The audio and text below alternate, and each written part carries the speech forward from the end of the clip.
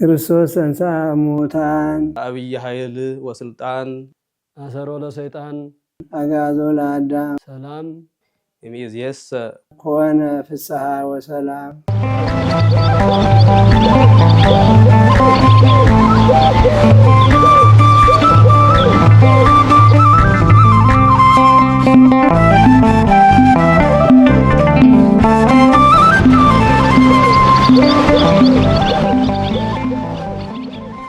እግዚአብሔር አምላኽና ብሰላም በህይወት ሓልዩ ናይ 2018 ዓመተ ምህረት በዓለ ትንሣኤ እንኳዕ አብጽሐና አብጽሐኩም እግዚአብሔር ከዓ ርሑስ በዓል ይገበረና። ጎይታና መድኃኒትና ኢየሱስ ክርስቶስ ንዓና ንህዝቡ ክብል ኣብ መስቀል ወፂኡ ስጉኡ ቆሪሱ ደሙ ኣፍሲሱ ዝሃበና ሙስና መቃብር ኣጥፊኡ 3 መዓልቲ 3 ለይቲ ሓዲሩ ተልዓለሉ ስለዝኾነ ስለዚ በዓለ ትንሣኤ ክገብሮ ዝኽእል መቸም ሰብ ዓድና ዘኒሆ ሽግር ኩልኩም ትፈልጥዎ ኢኹም ብወፃኢ ዘለኹም ውሽጢ ዓዲ ዘለኹም ኣብ ሽግሪ ይንዮ ህዝብና ካብ ገዝኦም እተፈናቐሉ ካብ ገዝኦም ወፂኦም ኣብ ኬንዳ ብቁርን ብፀሓይን ብጥምየትን እዮም ዝግረፉ ዘለው ብብኽያት እዮም ዘኒው እና ስለዚ በዓለ ትንሣኤ ክገብሮ ዝኽእል ንኣቶም እውን ክንሪኦም ከም ናትና ሰውነት ክንሪኦም እዩ ዝግባአና። ንኦም እንተጠይቕና ያው እውነተኛ በዓለ ትንሣኤ ክገብሮ ዝኽእል ከምዚ ዓይነት እዩ እሞ ስለዚ ኩላትና መቸስ ቅዱስ ህዝቢ እዩ ዘኒና። ቅዱስ ህዝቢ ትግራይ ህዝቢ ትግራይ ተቀደሰ ተባረኸ ተቀደሰ በይኑ ዘይበልዕ በይኑ ዘይሰቲ በይኑ ዘይክደን ህዝቢ ስለዝኾነ ሕዚ እውን ከምታ ልማድኩም እዞም ተፈናቀሉ ኣብ ምኽያት እዮም እኒኦ እሞ ከይወኺ ሕዚ እውን ኩላትና ተረባሪና ከም ዘርአ ብሩክ መጋቢ ኣእላፍ ዘርአ ብሩክ ኩለ ሻዕ እዮም ሰዓቶም ዝውዕል ሕዚ ንሳሓትና እውን ንኣቶም እናረአኹም ከምኡ ገይርኩም ክትጥይቕዎም ይግባእ። ከምኡ እንድሕር ገይርና እውነተኛ በዓለ ትንሣኤ ይኸውን። ስለዚ ወንጀሉ ደሞ ጠምየ ኣይብላዕኹምንን ፀምየ የስተይኩምንን ዓሪቐ እውን ኣይከደንኩምንን ስለዝብል ስለዚ ብዙ ምክንያት ገይርና እዞም ሽግረኛታት ኣብ ጎደና ዝወደቁ ኣብ ሽግር ዘለው ናይ ኣእምሮ እውን ሽግር ዘለዎም ብኣስፋልቲ ብጎደና ዝወደቁ ኩሎም ሓደራ ክንጥይቆምን ክንሕሕቦምን እዩ ዝግባእ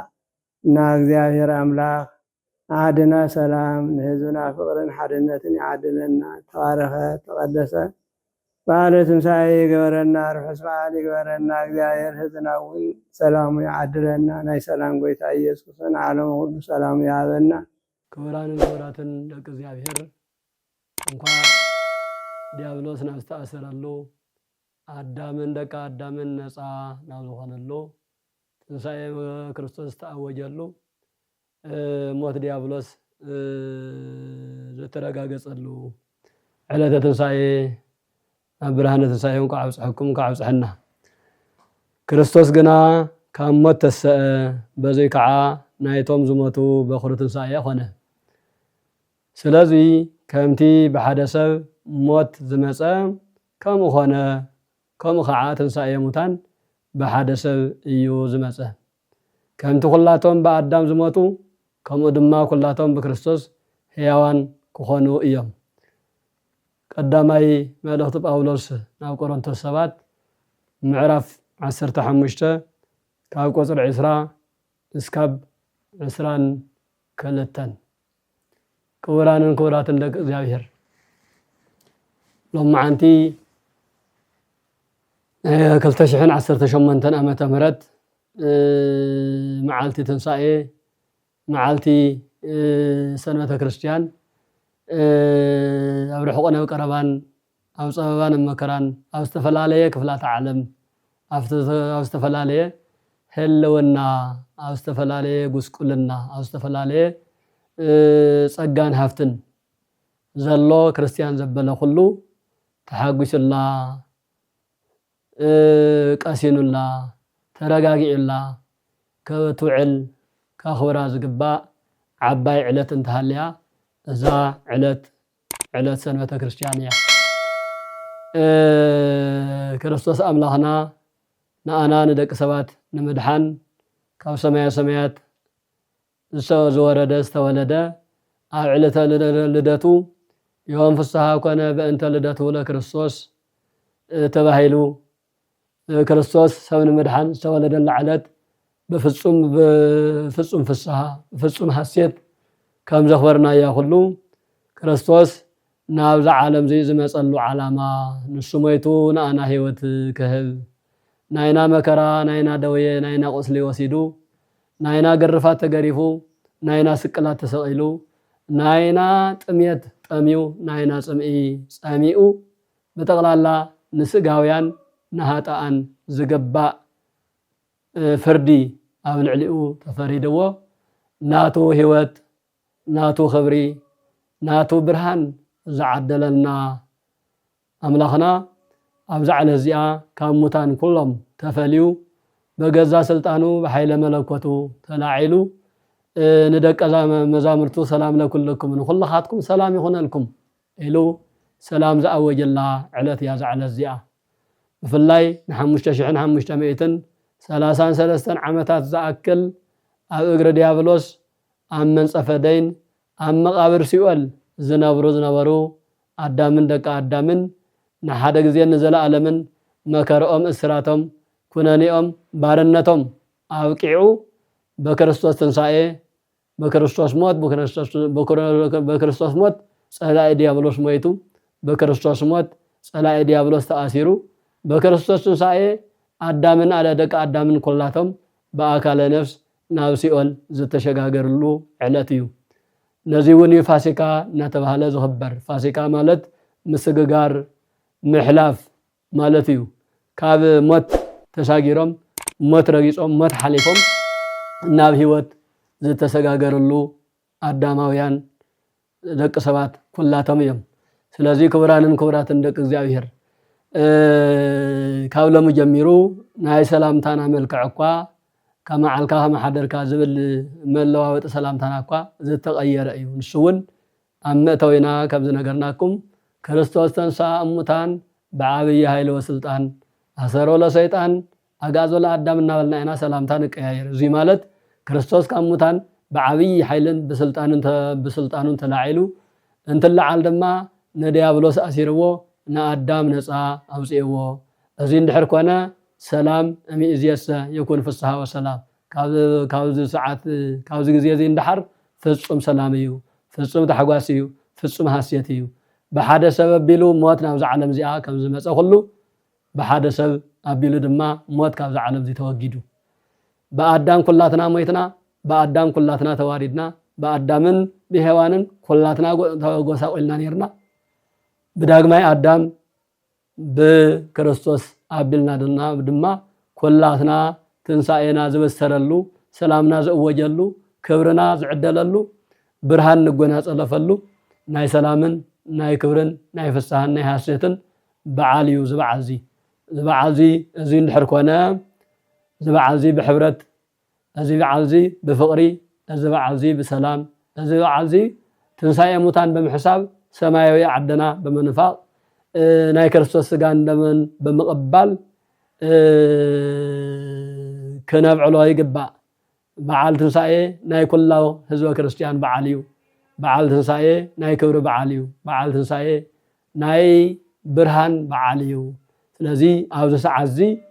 ኣብ ዝተፈላለዩ መዕቆቢታት ኣብ ዝተፈላለዩ ናይ ድኽነት ጸግዒ ዝነብሩ ወገናትና ኣብ በዓል ትንሳኤ ሓዚኖም ክውዕሎ ይግባን ኣብ በዓል ትንሳኤ ክበኽዮ ይግባን ኣብ በዓል ትንሳኤ ክጠምዩውን ይግባን ኣብ በዓል ትንሳኤ ክዓርቁ ይግባን ብርሃን ተኸዲና ዝውዓልና ልዕለት ወገናትና ብዕርቃን ብቁሪ ብስቃይ ክውዕሉ ይግባን ስለዚ ማሕበረሰብ ዓለም ማሕበረሰብ ክርስቲያን ኩሉ ዘለወን ዘይብሉ ብምክፋል ሓደ ክዳን ብምሃብ እንጀራ ብምሃብ ዝብላዕ ስተ ዘሎ ነገር ብምክፋል ብሕብረት ብኽብሪ ከነብዕሎ ይግባእ ከምቲ ብሓደ ሰብ ብኣዳም ኣቢሉ ዝመፀ መከራ ብሓደ ሰብ ብክርስቶስ ኣቢሉ ህይወት ዝተዓደልናዮ ሕዚ እውን ሕድሕድና በኣና ምኽንያት እትድሕን ነብሲ በኣና ምግባረ ሰናይ ዝዓረቐት ትኽደነሉ መዓልቲ ዝፀመየ ዝፀግበሉ መዓልቲ ዝተፀገመ እሰየ ክርስቶስ ተሲእለይ ብርሃን ተኣውጅለይ ሰላም ኮይኑለይ ኢሉ ዘለዎ ምስ ዘይብሉ በሊዑ ሰትዩ ተሓጒሱ ዝውዕለላ መዓልቲ ክትከውን ስለ ዝግባእ ኩላትና ክንረዳዳእ ኩላትና ክንተሓጋገዝ ዘለዎ ንዘይብሉ ክሓስብ ገዛ ዘለዎ ገዛ ንዘይብሎም እንተን ይሰፍታ መዓልቲ ንሳኳስ ተሓጒሶም ክብዕሉ ብምግባር ክንረዳዳእን ክንተሓጋገዘን ይግባእ ዝብል እዩ መልእኽትና እንኳዕ ንብርሃነ ትንሳኤሁ ብሰላም ብጥዕና ብኽብሪ ብሞገስ ኣብፅሐኩም ክቡራትን ኣብ ወፃኢ ዓድን ኣብ ውሽጢ ዓድን ዘለኹም ኣመንተ ክርስትና እንኳዕ ናብ 2018 በዓለ ትንሳኤ እንኳዕ ብሰላም ኣብፅሐና ኣብፅሐኩም ክርስቶስ ተንሥአ እሙታን በአብይ ኃይል ወስልጣን እሺ ክርስቶስ ካብ ሙታን በኃይሊ ስልጣኑ በኃይለ መለኮቱ ተሲኡ እዚ ቃል እዚ አቀዲሙ እግዚአብሔር አምላክ ንአዳምን ሔዋንን ተሰቂለ ኣብ ድንግል ማርያም ተወሊደ ከድሕነካ ዝብል ተስፋ ሂብዎ ነይሩ ነዚ ተስፋ እዚ ፈጺሞሎ ማለት እዩ ካልኣይ ከዓ ብነቢይ እግዚአብሔር ልበ አምላክ ብዝተባሃለ ዳዊት ወተንሥአ እግዚአብሔር ከመ ዘንቃህ እምነዋም ኢላ ቀዲሙ ብትንቢት መነጽር ከም ዘናገረ ካብ ክርስቶስ ነዚ ብነቢያት ዘናገረ ቀዲሙ ዘናገረ በዋዜማ ፈጺምዎ ኣሎ ማለት እዩ መጀመርያ ብነቢያት ብዝተፈላለየ ራእይ ኣርእዩ ኣነቢዩ ድሓሪ ፈጺምዎ ክርስቶስ ወተንሥአ እግዚአብሔር ከመ ዘንቃህ እምነዋም እግዚአብሔር ካብ ድቃስ ተሲኡ ከመ ዘንቃህ እምነዋም ሞት እቲ ኣብ ግዜ ፍርዲ ክርስቶስ ጽቡቕ ጌርኩም እንግዳ ተቐቢልኩም ሕጋጋተይ ፈጺምኩም ናብ ዘለዓለም መንግስቲ አምላክ ወረሱ ክብል ከሎ እዚ ናይ ዘለዓለም ህይወት ይበሃል ንስኻትኩም ዓሪቀ ዘይለወስኩምኒ ጸሚየ ዘይስተኹምኒ ዘን ስድስቱ ቃላት ሓቲቱ ኣስቲኹምኒ ኢኹም ዘየስተኹምኒ ዘይዓንገልኩምኒ ኢሉ ናብ ገሃነመ እሳት ኺዱ እዚ ሞት ዝበሃል እዚ ኣብዚ ዓለም ዘሎ ትሕዝን ሞት ግን ዕረፍቲ ምዃኑ ድቃስ ምዃኑ እዩ ዝረዳእና ዘሎ ወተንሥአ እግዚአብሔር ከመ ዘንቃህ እምነዋም ካብ ድቃስ ተሲኡ ይብለሎ ንኣልዓዛር እውን ኣልዓዛር ኣርክነ ኖመ ደቂሰሎ ምስ ተባሃለ ክርስቶስ ተሲኡ ተስእ ካብ ድቃስካ ነቃሕ ምስ በሎ ተሲኡ ስለዚ ንሞት ነዚ ኣብዚ ዓለም ዘሎ ናይ ስጋ ሞት ከም ድቃስ ዝምስሎ ምዃኑ ማለት እዩ ቀፂሉ ነቢይ እግዚአብሔር ዳዊት ይትነሳ እግዚአብሔር ወይ ዘረው ጸሩ ወይ ጎይ ጸላእቱ ክርስቶስ በኃይለ መለኮት ክትስእ ከሎ እቶም ዝሰቀልዎ እቶም አይሁድ መቃብር ዝሕልው ነበሩ ወደቁ ተበተኑ በኃይለ መለኮት ምስተስዕ ማለት እዩ እዚ አቀዲሙ እዩ ተናገርዎ ዘሎ ነቢይ እግዚአብሔር ዳዊት ብመንፈሰ ብትንቢት መነጽር ማለት ስለዚ ክርስቶስ ተንሥአ እሙታን በአብይ ኃይል ወስልጣን በኃይለ መለኮቱ ካብ ሙታን ተሲኡ ክርስቶስ ንሕና ደቂ ሰባት ካብዚ ዓለም እዚ ክንፍለ ከለና ዕድመ ዝህቡን እግዚአብሔር እዩ ወሃብ ዕድመ ኣሎ ዕድመ ከኣክል ከሎ ከዓ ነብሲ ካብ ስጋ ዝፈሊ ክርስቶስ ካብ ድሓር ክርስቶስ ካብ መቃብር ክትስእ ከሎ መግነ ዘይፍትሕ ለይ ከበለ ብመለኮታ ኃይል ተሲኡ ኣሎ አምላክ ስለ ዝኾነ ንሕና ግን ዘትስአና የድልየና ይመን ከትስአና ክርስቶስ ንቃህ መዋቲሉ ብመላእክት ጥሩምባ ነፊሑ አውጂ ዘትሰና ማለት እዩ ክርስቶስ ግን በአብይ ኃይል ወስልጣን በትናቱ ዓብይ ኃይል በኃይለ መለኮቱ መግነዘይ ክፈትለይ መቃብር ክፈትለይ ከበለ በኃይለ መለኮቱ ተሲኡ ይለና ኣሎ አሰሮ ለሰይጣን ድማ አሰሮ ኣሲርዎ ዝበሃል ዘሎ ስጋ ኣለዎ ድዩ ይዕሞኽ ድዩ ይጭበጥ ድዩ ተብልና ረቂቕ እዩ ባዕሉ ብዝገበሮ ትዕቢት ካብ መላእክት ክብሪ ወሪዱ እምበር ተዋሪዱ እምበር ኣሰሮ ክብል ከሎንቲ ስልጣን ናይ ዲያብሎስ ኣሰሮ ኣሸነፎ ማለት እዩ 5500 ዓመት ኣዳምና ሔዋን ዝገበርዎ ሓጢኣት ኣዳም ገበሩ ለዲያብሎስ ሔዋን ኣሞት ለዲያብሎስ ተባሂሉ ናይ ዒዳ ደብዳቤ ስለ ዝነበረ ዓርብ ስቕለት ቅድስቲ ነብሱ ናብ ሲኦል ከይዳ ከም ዝማረኸቶም እዚ ሲዕርዎ ዝብል ዘሎ ማለት ኣሲርዎ ዝብል ዘሎ ካብኡ ኣጋዕዞ ለኣዳም ከምቲ ቅዱስ ኤፍሬም ፈቀደ ጊዜ ኣግዞ ለኣዳም እግዚኣብሔር ንኣዳም ንስኡ ሃይማኖቱ ርኡ ከድሕኖ ናፃ ከውፅኦ ደለየ ኣጋዕዘ ናፃ ኣውፅአ ማለት እዩ ብግእዝ ኣጋዕዞ ለኣዳም ካብቲ ኣዳም ገበሩ ለዲያብሎስ ተባሂሉ 5500 ዝዓከለ ብዲያብሎስ ግዝኣት ተታሒዙ ዝነበረ ኣዳም ናፃ ኣውፅኦ ሰይጣን ድማ ኣሰሮ ኣሸነፎ እዩ ዝብል ዘሎ ኣጋዕዞ ሰላም ምዝየሰ ኮነ ፍስሓ ወሰላም ካብ ሕዚ እንድሓር ግን ሰላም ኮነ ክርስቶስ ስለ ሓጢኣትና ስለ ንዓና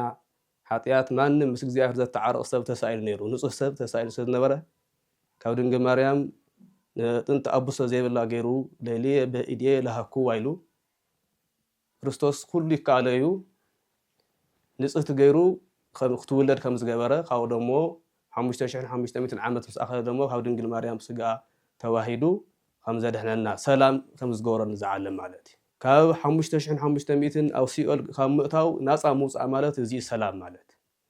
ንስግኦምሲ ንነብሶምን ንስግኦም ሰላም ረኺቦም ዕረፍቲ ረኺቦም ኣለዉ ክርስቶስ ንኩሉ ሰላም ክገብር ስለ ዝመፀ ማለት እዩ ንስኻ ኣይሁዲኻ የበለ ንስኻ ፈሪሳዊ የበለ ንስኻ ሃይማኖት የብልካን የበለ ንኩሉ ንክድሕን ኣስተምሂሩ ሰቢኹ ትሕትና ኣስተምሂሩ ስለ ፀላእቱ ጸልዩ ወገብረ ሰላም በመስቀሉ ኣብ መስቀል ኮይኑ ብዘይፍላጦም ዝገብሩ ዘለዎም ይቅር በለሎም እናበለ ናብ ኣምላክነቱ እናተማሕፀነ ነበረ ስለዚ ካብ ሕዚ እንድሓር ክርስቶስ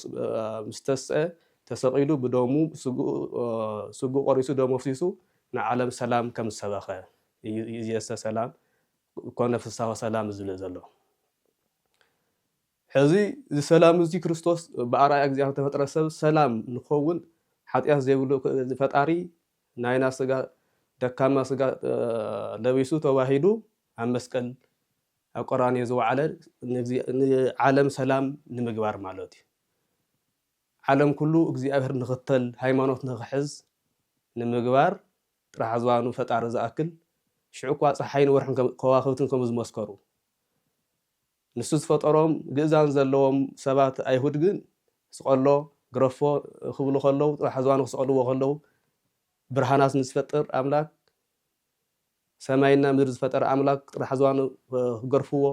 ሓሞት መፂፅ ሓሞት ከስትይዎ እናሃለዉ ፀሓይ ወርሒ ከዋኽብቲ ከም ዝመስከሩ ማለት ፈጣሪና ጥራሕ ዝባኑ ክስቀል ብርሃንና ክንህበ ይግባአን ብዝብል ብናይ ኣምላክነቱ ታሪክ ኣሰራርሓ ማለት እዩ ብናቱ ድንቂ ሓሳብ ተኣምራት ንምግላፅ ስለደለየ ተኣምራቱ ኣምላክ ምዃኑ ብበይ ገሊፁ ብፀሓይ ብወርሒ ብከዋኽብቲ ከዋኽብቲ ቀጥታ ከም ዝወደቁ ፈጣሪኦም ናይ ፈጣሪኦም ዕርቃን ከይርዩ ወርሒ እውን ደም ከም ዝኾነት ፀሓይ ደሞ ፀልማት ከም ዝኾነት ተኣምራቱ ከም ዝገለፀ ሽዑ ኣምላክ ምዃኑ ዝተረዱ ካብ ኣይሁድ ግን ብዙሓት ከም ተናስሑ ከም ተመለሱ መፅሓፍቲ ይነግሩና ማለት እዩ ዋላ ኩሎም ይመለሱ ስለዚ እዚ እዩ ሰላም ገይረልና ዘሎ ሰላም ሰው ይኽልና ዘሎ ትሕትና ሰው ይኽልና ዘሎ ኣምላክ ንሃለዎ ደቀ መዛሙርቱ ዝሓለፈ ሓሙስ እግሪ ክዓፅብ ከሎ እቶም ክገርፍዎ ከለዉ እንዘ ይፅልዎ ይፀኣለሙ እንዘ ይሃምምዎ ይተቀየሞም እቶም ዝሓምይዎ እቶም ዝሳለቕዎ ኣይተቀየመዎምን እንታይ ደኣ ይፅልየሎም ነበረ ብዘይ ፍላጦም ዝገብሩ ዘለዎም ይቅር በለሎም ናይ ሰላም ኣምላክ ምዃኑ ናይ ፍቅሪ ኣምላክ ምዃኑ ናይ ትሕትና ኣምላክ ምዃኑ ሰላም ዝገለፀሉ ንህዝቢ ሰላም ዝሰበኸሉ ካብ ፀልማት ናብ ብርሃን ካብ ሲኦል ዝነበሩ ሰባት ሰላም ሰቢኹ ናብ ብርሃን ከም ዘውፅኦም እዩ ዝየሰ ኮነ ፍስሓ ወሰላም ዝብል ዘሎ ስለዚ እግዚኣብሔር ብኣርኣያ እንኳን ሰብ እንስሳ ይኹን ኩሉ ብሰላም ክነብር እዩ ዝደሊ እግዚአብሔር ማለት እዩ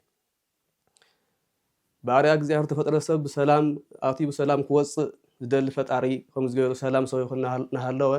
ሕዚ ከምንታይ ኩነታት ኣለና ሰላም ይሃደ የለን ቅዱስ ዳዊት ታይብሎ ህስሳ ለሰላም ወዲግና ለሰላም ድለያ አቤላ ሰላም ይልካ ድለያ ክትባስ ከለኻ በሽምግልና አታዕርቁን ይበል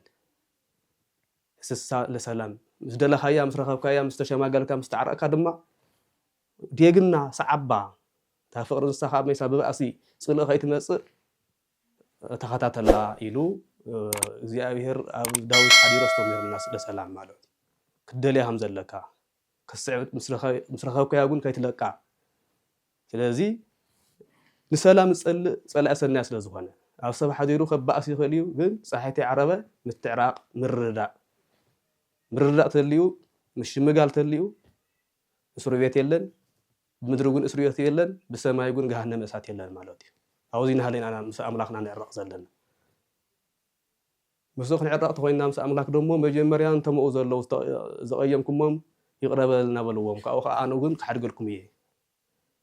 ህድግ ለና ኣበሳና ወጀጋነ ከመ ንህነኒ ንህድግ ለዝኣበሰ ንሕና እንቶም ዝተኣሱና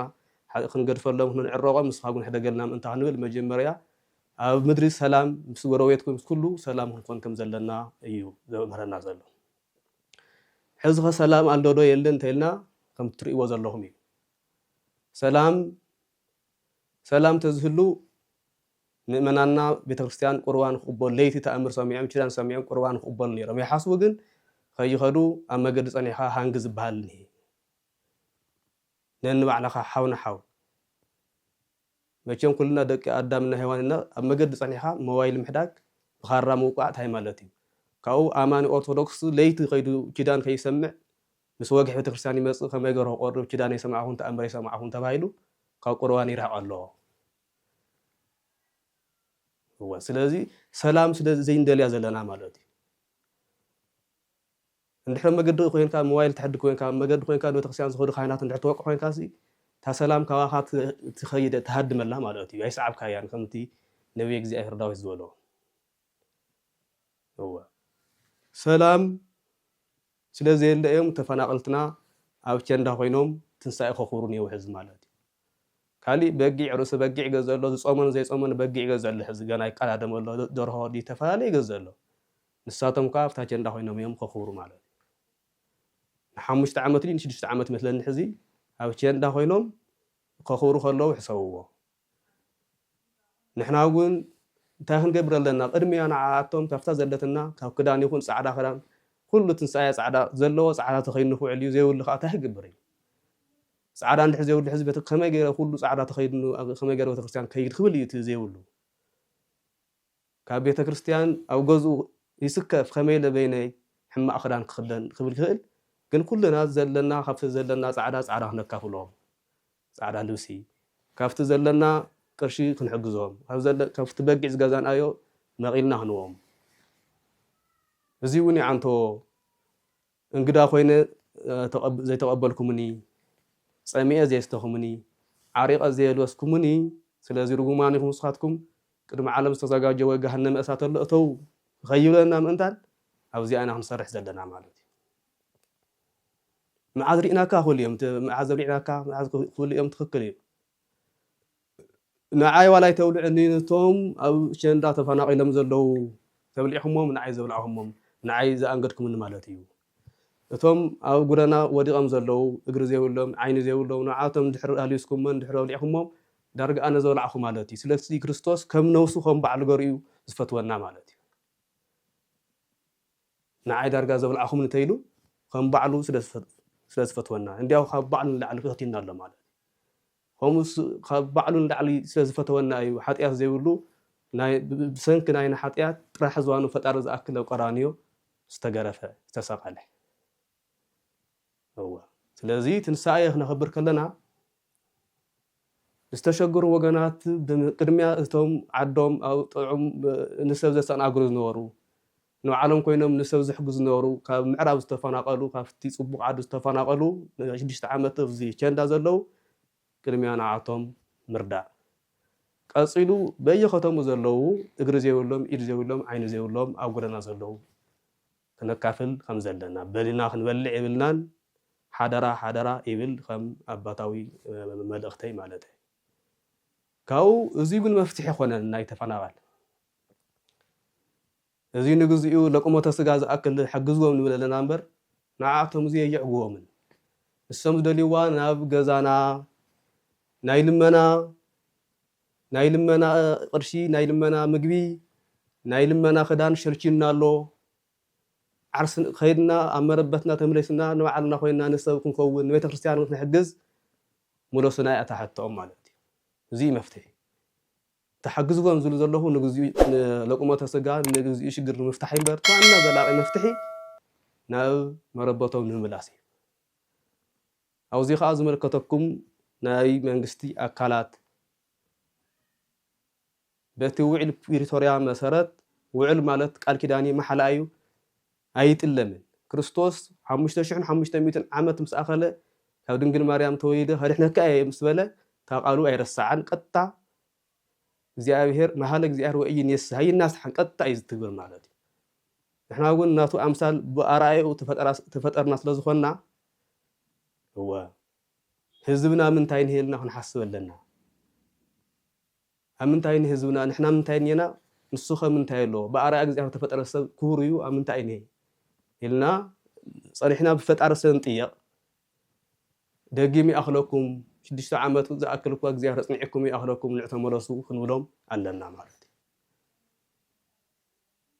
እዩ እዚ ዝመፀ ዘሎ ኸረምቲ ኣብ ጭቃ ክኸርሙ